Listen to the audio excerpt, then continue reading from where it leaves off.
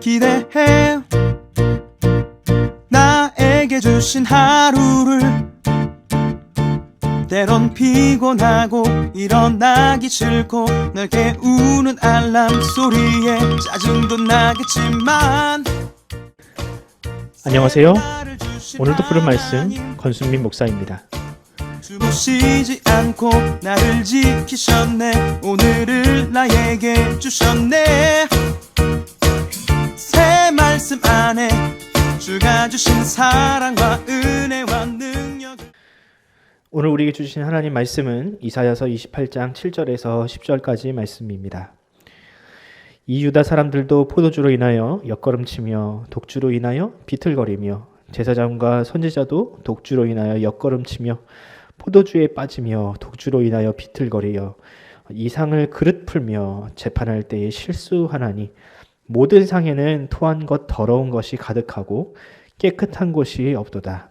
그들이 이르기를 그가 뉘게 자식을 가르치며 뉘게 도를 전하여 깨닫게 하려는가? 젖떨어져 품을 떠난 자들에게 하려는가? 대저 경계에 경계를 더하며 경계에 경계를 더하며 교훈에 교훈을 더하며 교훈에 교훈을 더하되 여기서도 조금 저기서도 조금 하는구나 하는도다. 오늘 설교 제목은 눈도 막히고 귀도 막힌 자들이란 제목입니다. 우리나라에 이상한 법 하나가 있습니다. 형법 제10조에 보면 심신장애인에 대한 내용이 있는데 내용인즉슨 범죄를 저지르는 시점에 심신미약 상태여서 사물을 변별할 능력이 없거나 의사를 결정할 능력이 없는 사람은 벌하지 않는다. 혹은 형을 감경할 수 있다라는 내용입니다. 그럼 이 심신장애로 인해서 감형을 받은 사례들이 무엇인지 한번 살펴볼까요? 2016년 강남역 살인사건을 여러분들은 기억하십니까? 강남의 한 건물에서 남녀 공용 화장실에서 벌어진 끔찍한 범죄로 30대 남성이 20대 여성을 아무런 이유 없이 무참하게 살해했던 사건으로 세상을 떠들썩하게 했었죠. 검찰은 이 남성에게 무기징역을 구형했지만 재판부는 징역 30년을 선고했습니다. 감형의 이유는 조현병 증상 등 심각한 심신미약 상태였다라는 것입니다. 또 온 국민을 분노케 한 조두순 사건, 사형을 시켜도 모자란 그 사건에 대해서 재판부는 고작 징역 12년을 선고했습니다. 이유는 만취 상태였다라는 것입니다. 이런 사례를 열거하자면 오늘 하루 종일 이야기해도 시간이 모자랄 만큼 우리나라 사법부는 심신미약자들에 대하여 매우 관대합니다. 물론 정말로 심신미약자들이 존재합니다. 발달장애인이나 정신질환자처럼 도저히 통제가 안 되는 사람들도 있습니다. 그런 사람들에 대해서 엄격한 법의 잣대를 들이미는 것은 분명히 옳지 않습니다만, 하지만 술을 마셔서 만취 상태였다는 것을 과연 심신미약으로 인정할 수 있을까요? 저는 아니라고 봅니다. 술에 취하여 범죄를 저지른 것은 부끄러워하거나 오히려 가중처벌을 해야 할 일이지 결코 양형의 기준이 되어서는 안 된다고 저는 그렇게 생각을 합니다. 자꾸 그런 판례들이 나오니까 중범죄를 저지르고도 툭하면 내가 술을 먹어서 기억이 나지 않는다, 이런 멍멍이 소리가 나오는 것 아니겠습니까? 제가 아침부터 너무 자극적인 이야기로 여러분들의 혈압을 올리는 것 같아서 죄송스럽습니다만, 그런데 오늘 본문을 보면 그렇게 만취 상태로 사리분별을 하지 못하는 그런 남유다의 상황이 열거되고 있습니다. 그 모습이 이 시대의 모습과 너무 흡사하다라는 것입니다. 그래서 저는 오늘 이 본문을 묵상하면서 이 만취 상태에 빠져버린 이 세상 속에서 어떻게 하면 정신 똑바로 차리고 이 성도다운 삶을 살 수 있을지 한번 고민하는 시간을 가져보도록 하겠습니다. 오늘 본문을 보면 이사야 선지자는 남유다의 실상을 이렇게 고발합니다. 첫 번째, 그들은 포도주와 독주에 취하여 비틀거리고 있습니다. 아마도 당시 남유다에 이 술에 쪄들어 살던 알코올 중독자들이 많았나 봅니다. 이런 방탕한 사람들이 많이 양산되는 때는 언제일까요? 첫 번째, 근심이 없을 때, 전쟁의 위험이 없을 때, 분에 넘치는 풍요와 번영을 누릴 때 보통 이런 현상들이 일어납니다. 우리나라도 예외는 아닙니다. 우리나라도 이 70년이 넘게 이 땅에 전쟁이 없었고 이 급진적인 경제 성장을 누리면서 여러 가지 부작용이 일어나고 있습니다.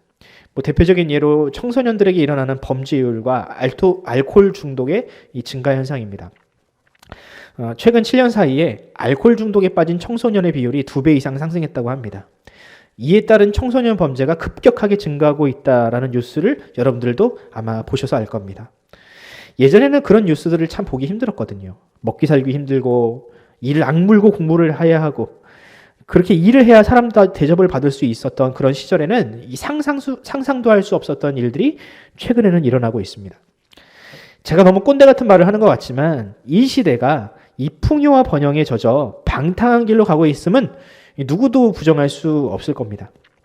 둘째, 당시 남유다에는 사회 지도층의 타락이 만연해 있었습니다. 오늘 본문 7절을 보면 이 독주로 인하여 비틀거리는 또 다른 무리가 나오는데 그들은 바로 제사장과 선지자들. 이들은 오늘날 판사나 검사 혹은 목회자와 같은 사람들이었습니다. 당시에는 제사장들이 일상생활에서 일어나는 이 소소한 문제들을 판단할 수 있는 권한이 있었거든요.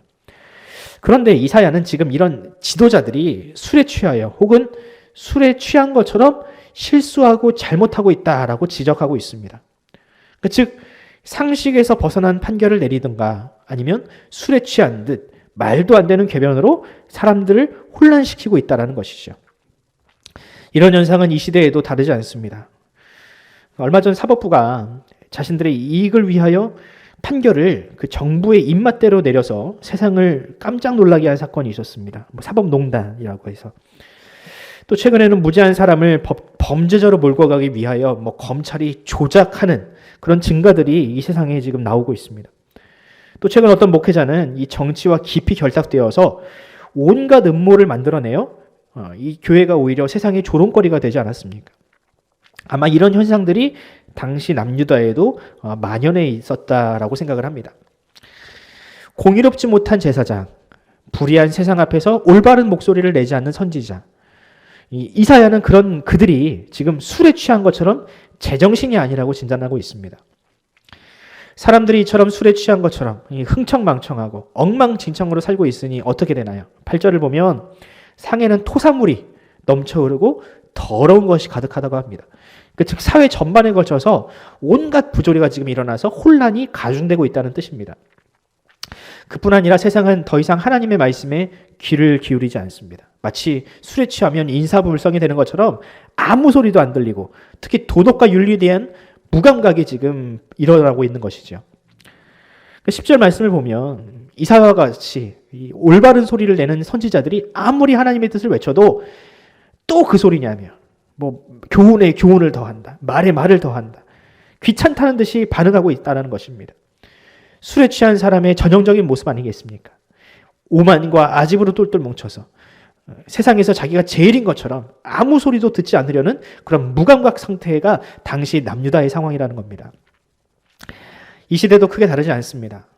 스스로가 신이 되어버린 어떠한 권위에도 복종하지 않으려 하고 특히 교회가 전하는 복음에 완전히 귀를 닫아버린 이 세상을 여러분들도 공감하실 겁니다. 교회는 지금 언제나 똑같은 소리만 내는 그런 지루한 집단으로 치부되고 있습니다. 이사야 선지자는 지금 당시 그런 반응을 보이는 사람들에 대하여 그들은 술 취한 것처럼 무언가에 중독된 사람이라고 진단하고 있습니다. 이 시대도 그렇게 술에 취한 것처럼 술과 마약과 오락과 자기 자신에게 중독된 사람들이 많습니다. 약물만 중독되어야 중독인가요? 명확한 사실의 눈을 감고 자기가 보고 싶은 것만 보는 사람들도 마치 술에 취한 것처럼 비틀거리는 그렇게 중독된 사람이 아니겠습니까? 이렇게 비상한 시국에도 클럽이나 유흥시설을 가지 못하면 살 수 없는 건 그런 사람들도 일종의 유흥 중독에 빠진 사람이겠죠. 여러분 종교도 마찬가지입니다. 종교도 중독될 수 있습니다. 아무리 터무니없는 소리를 해도 아멘으로 맹신하는 그런 부류의 사람들도 일종의 종교 중독에 빠진 사람들입니다. 하지만 여러분, 복음은 그렇게 눈과 귀를 닫은 사람들을 깨우치는 능력입니다. 여러분, 예수님이 이 땅에 오셔서 하신 일이 무엇입니까? 귀 닫힌 사람, 눈먼 사람들을 고치신 것이 바로 예수님께서 하신 사역이 아니겠습니까? 누가복음 4장 18절에서 19절 주의 성령이 내게 임하셨으니 이는 가난한 자에게 복음을 전하게 하시려고 내게 기름을 부으시고 나를 보내사 포로된 자에게 자유를 눈먼 자에게 다시 보게 함을 전하며 눌린 자를 자유케 하고 주의 은혜의 해를 전파하게 하려 하심이라 하였더라. 아멘. 바라기는 우리도 역시 마찬가지로 주의 성령이 임한 사람이라면 우리도 역시 마찬가지로 이 복음으로 어두운 세상에 등대 같은 빛이 되어야 합니다. 갈 길을 잃어버린 사람들에게, 술과 음란에 중독된 사람들에게, 비틀거리는 사람들에게 빛이 되어지고 또 그 빛으로 가는 길이 바로 살 길임을 알려주는 바로 그 사명이 바로 우리에게 있습니다. 사랑하는 성도 여러분, 이 새벽 우리가 하나님 앞에 그렇게 기도합시다. 주님, 내가 빛과 소금의 삶을 살게 하여 주시옵소서. 썩어져가는 이 세상 가운데에서 참된 빛이 무엇이며 참된 살 길이 무엇인지를 보여주는 그런 예수님의 삶을 살게 하여 주시옵소서라고 기도하면서 오늘 하루를 시작하면서 또 이 사람들을 미혹하는, 사람들을 종교 중독에 빠뜨리는 이단이나 또 혹은 그런 목회자들이 더 이상 이 땅에 발붙이지 못하도록 주여 이 땅을 깨끗게 하여 주시옵소서라고 기도하면서 오늘 하루를 시작하도록 하겠습니다. 함께 기도합시다.